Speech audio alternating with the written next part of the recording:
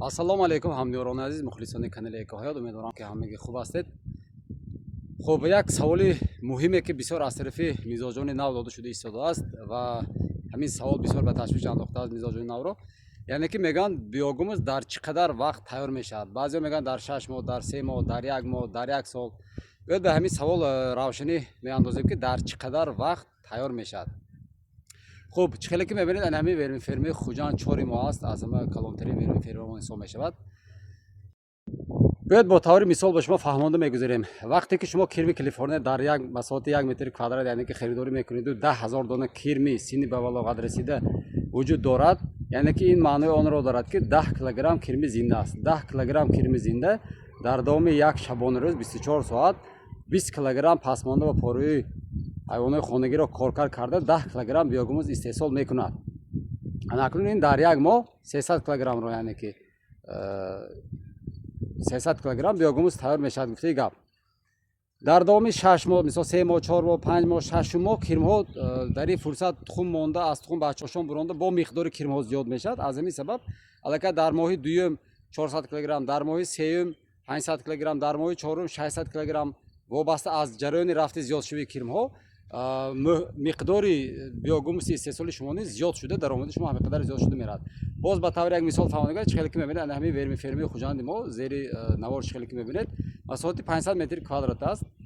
мо дар ин ҷо ҳар рӯз 1 тонна озуқа медиҳем, яъне ки 1 тонна озуқаро дар як шабонарӯз хӯрда 500 килограмм биогумуси тайёри хушсифат барои мо истеҳсол мекунад. яъне ки дар як моҳ 15-20 тонна биогумуси хушсифат дар ин вермиферма барои мо истеҳсол мекунад. хуб, ниёкунед бародаро, ҳангоме ки ҳар сеи биореактори мо пурра ба биогумус тайёр шуд, як биореактори мобайнро мо пурра ҳамроҳи биогумус ва кирмаашро ду тарафи биореакторба тақсим карда, мана чӣ хеле ки мебинед пурра, ман озман камеро наздиктар кунам, мана 100% биогумуси тайёр аст. ғафсияш 40-50 сантиметр аст. дар ин биореакторҳо тақсимот кара гирифта бо усули ҳаракат кунанда, яъне ки ин мобайн ба мо озуқаро пур карда, намнокӣ, гармиашро ҳамашро ба меъёр оварда, кирмҳоро аз ду тарафи биореактор ба ин мобайн ҳаракат кунонем. кирмҳо ба ин мобайн гузашта аллакай аз ҳамун сар ки боло ки мо сар карда будем то чорум ҳамин устуна кирмҳо аллакай 30-40% дар муҳлати як ҳафта хӯрда ба биогумус табдил доданд. ҳозир тагӯриё карда истодаанд когаро. ҳозир дар наздик нишон медиҳем. мана ин 1-2-3 устунро бахшиш 1-2 устунро имрӯз озуқашро пур карда шуданд. дар муддати 1-2 рӯз кирмҳо пурра гузашта, дар муддати як ҳафта инҷоро иншоаллоҳ хӯрда корро сар мекунанд. ниё кунед, ҳозир якбора намиашро ба меъёр оварда, бо гармиашро ба меъёр овардан, тагӯриё карда ҳамашро мувофиқи стандартҳо карда истодем.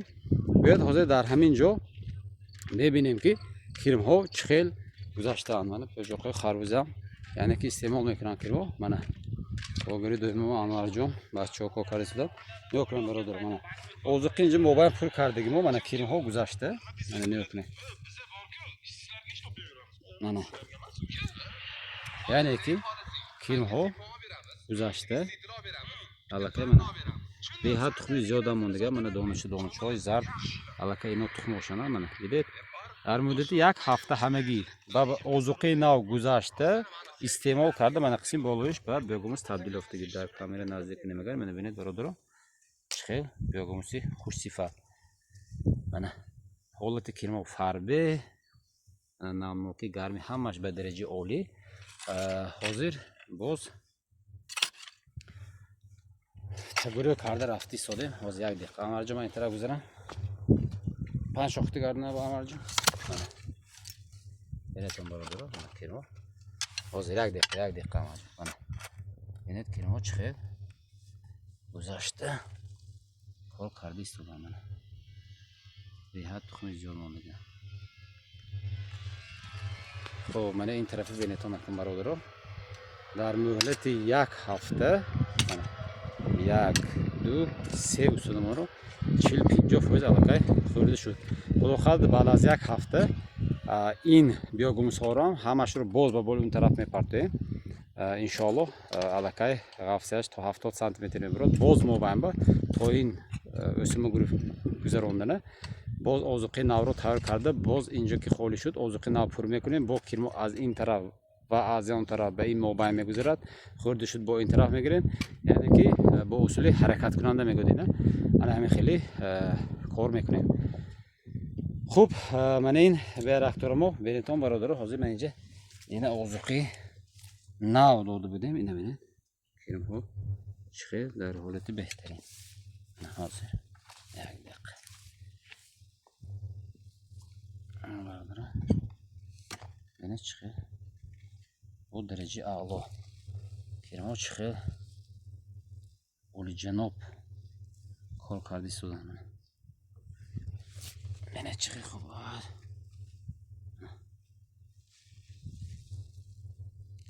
یعنی که در حالت اولی جناب، یعنی که سلامتشان نقص بهترین حالت کار کردی سودن. همه شرایط های و طلبات جوابگو یعنی که برای اینها آماده است. از این سبب الحمدلله بهترین کار کردی سودن. من اینجا پر بیاگاموس شدگی من آمده میبینیم برادرها.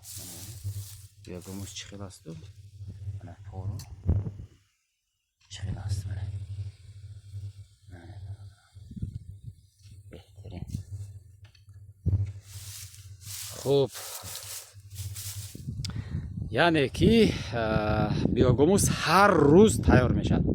هر روز 500 کیلوگرم برای شما بیاگاموس تیار میشد. این معنی اون رو ندارد که 6 ماه تیار میشد، 1 ماه تیار میشد، 1 سال تیار میشد. نه، در کدام حالت شما 1 متر کوادراتی کرم کالیفرنیا خریداری کردید، 10,000 دلار کرم دارد، در مدت 6 ماه برای شما مینیمم 1 تن ماکسیمم 3 تن بیاگاموس تیار کرده داده شده. بعد مقدار کرم 10 مرتبه زیاد میشد. بعد از اون که 7 ماه شد الکی شما به هر ماه